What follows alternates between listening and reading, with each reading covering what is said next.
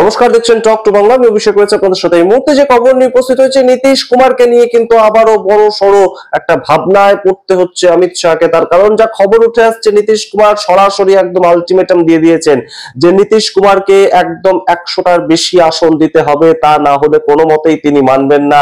এবং নীতিশ কুমার যখন মানবেন না বলেন, তাকে কিন্তু সেই কাজটা করতে এই মুহূর্তে বাধ্য হবে বিজেপি। তার কারণ 12 জন সাংসদ নীতিশ কুমারের কথায় একদম বসে আছেন যে এনডিএ থেকে তারা সরে আসবেন। এই প্রেক্ষাপটে দাঁড়িয়েই নীতিশ কুমার যেমন একদিকে ভারতীয় জনতা পার্টির চাণক্য যাকে বলা হয় তার মাথা ব্যথা, ঠিক অন্যদিকে প্রশান্ত কিশোর কিন্তু অবশ্যই একটা নির্ণায়ক ভূমিকা নিতে চলেছেন বিহার ভোটে। সেটাও কিন্তু এই মুহূর্তে একটা বড় সড়ো আপডেট। এবং প্রশান্ত কিশোরের যেটা targeted vote bank, Prashant Kishor হয়তো একদম তিনি যে কথাটা বলছেন হয় আর্টস পে নয় ফার্স্ট পে, সেটা হয়তো হবে না, কিন্তু প্রশান্ত কিশোর যদি 10টা আসনও পেতে পারেন, সেটাও কিন্তু তারা বিজেপির যে সমস্ত জায়গায় লড়াইটা করবে সেই সমস্ত অডিয়েন্সের থেকে তারা ভোটটা পাবেন। প্রশান্ত কিশোরের যারা টার্গেটেড অডিয়েন্স, তারা কারা? তারা কি খুব গরিব মানুষ? তারা কি খুব একদম পিছিয়ে পড়া আদিবাসী সম্প্রদায়?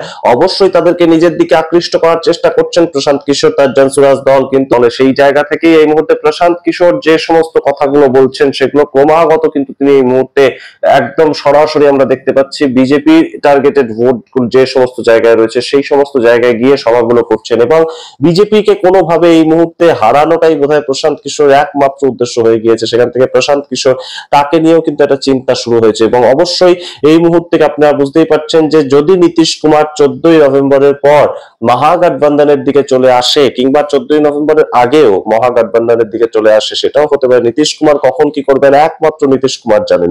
যদিও সেটা হওয়ার চান্স খুব কম। ভোটে এনডিএ হিসেবে নীতিশ কুমার লড়াই করবেন, এখনো পর্যন্ত যা সামগ্রিক খবর সেটা দেখেই বোঝা যাচ্ছে।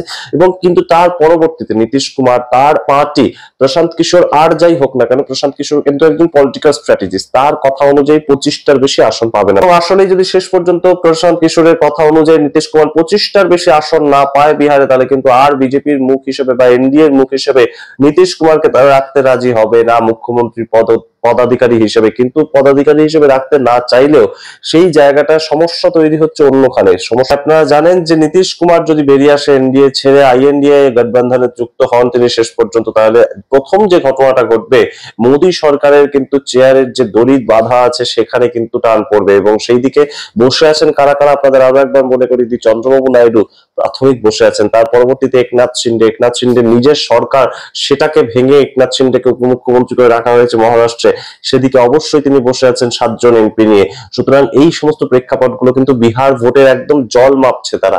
বিহার ভোটে কি হয়, বিজেপি একই অবস্থায় থাকে কিনা, সেগুলোর উপর অনেক কিছু নির্ভর করছে।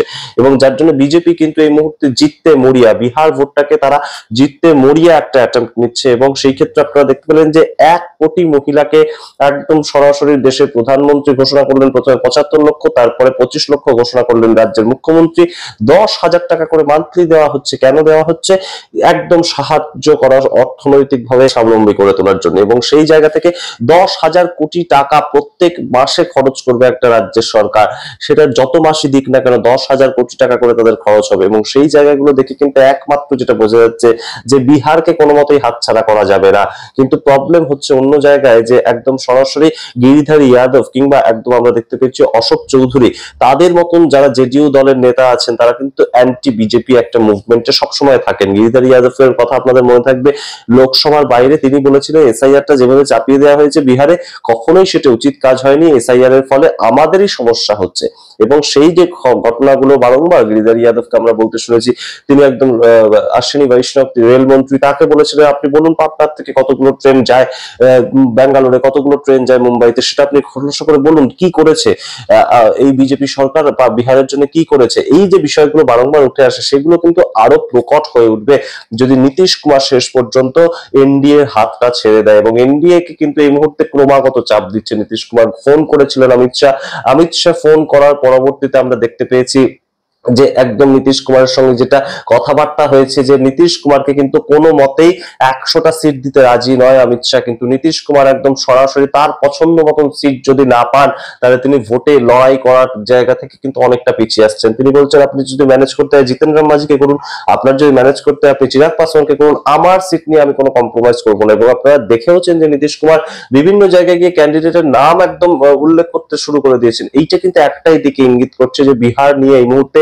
খুব সমস্যায় পড়েছে ভারতীয় জনতা পার্টি। ভারতীয় জনতা পার্টির সামগ্রিকভাবে এই মুহূর্তে যা চেহারা সারা দেশের মধ্যে সমস্তটা কিন্তু বিহারের উপর নির্ভর করে আছে। বিহার যদি তারা জিততে পারে, বিহারে যদি পরবর্তীতে সরকার টিকে থাকতে পারে, তাদের সরকার যদি টেকে, তাহলেই কিন্তু একমাত্র ভারতীয় জনতা পার্টি শান্তিতে আরো কয়েকটা মাস কিংবা আরো কয়েকটা বছর তারা থাকতে পারবে। কিন্তু বিহারে যদি তারা থাকতে না পারে, তাহলে কিন্তু অবশ্যই 2025 সালের 14ই নভেম্বরের পর থেকে অবশ্যই নরেন্দ্র মোদীর পেছনের দিকে ঘড়ির কাঁটা ঘুরতে শুরু করবে। এইটা কিন্তু এই মুহূর্তে একটা বড় সড়ো আপডেট। এবং নীতিশ কুমার কিন্তু অবশ্যই, আমরা যেটা পরিচিত যে পাল্টু চাচা বলে নীতিশ কুমারকে সম্বোধন করেন তেজস্বী যাদব, যে তিনি যে কোনো সময় পাল্টি খেতে পারেন। 2017-18 সাল, 2021-22 সাল, সেই সময় নীতিশ কুমার বারংবার ইস্তফা দিয়েছেন রাজ্যপালের কাছে গিয়ে, আবার নতুন সরকার তৈরি হয়েছে। তিনি যে বিজেপি সঙ্গে রয়েছেন, তিনি এখন সেই বিজেপি বিরোধী সরকার তৈরি করেছিলেন।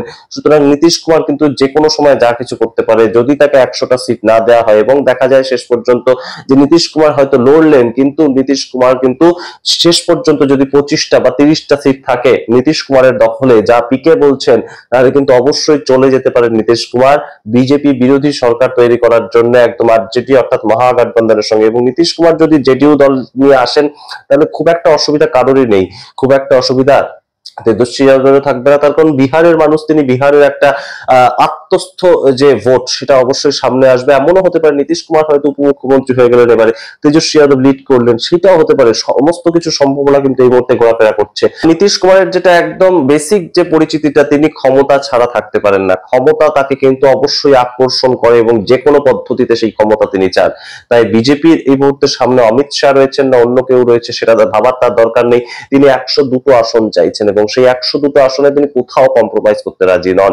কিন্তু নীতিশ কুমারের যদি 25টা বা 30টা সিট পায় নীতিশ কুমারের দল জেডিইউ, তাহলে কিন্তু অবশ্যই অমিত শাহ আর পরবর্তীতে যদি এনডিএ সংখ্যা গরিষ্ঠতাও লাভ করে, তাহলে কিন্তু নীতিশ কুমারকে আর মুখ্যমন্ত্রী রাখতে তারা চাইবে না। তেমনই কিন্তু একটা প্রেক্ষাপট। গতবার 42টা সিট তারা পেয়েছিল জেডিইউ, তার নিরিখেই নীতিশ কুমারকে মুখ্যমন্ত্রী রাখতে হয়েছিল। কিন্তু এবার যদি আরো কমে যায় সিট সংখ্যা, তাহলে কিন্তু অবশ্যই বিজেপি বিকল্প মুখ আনার চেষ্টা করবে। এবং সেখানেই নীতিশ কুমার কিন্তু সরাসরি এই মুহূর্তে যা উঠে আসছে, বিহারের রাজনীতি সম্বন্ধে যা খবর উঠে আসছে, সারা দেশের পত্র পত্রিকার যারা বড় বড় সাংবাদিক, তারা যা বলছেন, নীতিশ কুমার যে কোনো সময় কিন্তু অবশ্যই পাল্টি খেতে পারেন। এবং নীতিশ কুমার কিন্তু অবশ্যই বিহারের মানুষ হিসাবে আরজেডির কাছে অবশ্যই একটা তার যে দামটা তিনি পাবেন, অর্থাৎ যে ইমোশনটা, সেটাকে কিন্তু জেডিইউ পক্ষেও যেমন রয়েছে, আরজেডির পক্ষেও রয়েছে। তাই দুটো বিহারের দল তারা যদি একত্রিত হয় এবং তার সঙ্গে কংগ্রেস থাকলো, সিপিআই এমএল থাকলো, সবাই মিলে যদি সরকার তৈরি করে, অবশ্যই কিন্তু একটা ফ্যাক্টর তৈরি হতে পারে। এবং প্রশান্ত কিশোর তিনিও একটা ফ্যাক্টর তৈরি হতে পারেন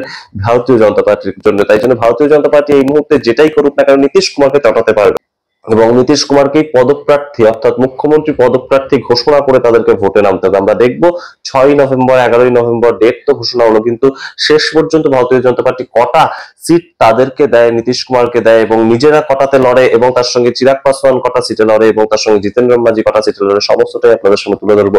শেষ উত্তর দেবে 14ই নভেম্বর। আপনারা বিহারের ভোট সম্বন্ধে কি ভাবছেন, কার সরকার তৈরি হবে, অবশ্যই কমেন্ট বক্সে কমেন্ট করুন। দেখতে থাকুন টপ টু বাংলা, অবশ্যই টপ টু বাংলা ইউটিউব চ্যানেলকে সাবস্ক্রাইব করে দিন। ধন্যবাদ।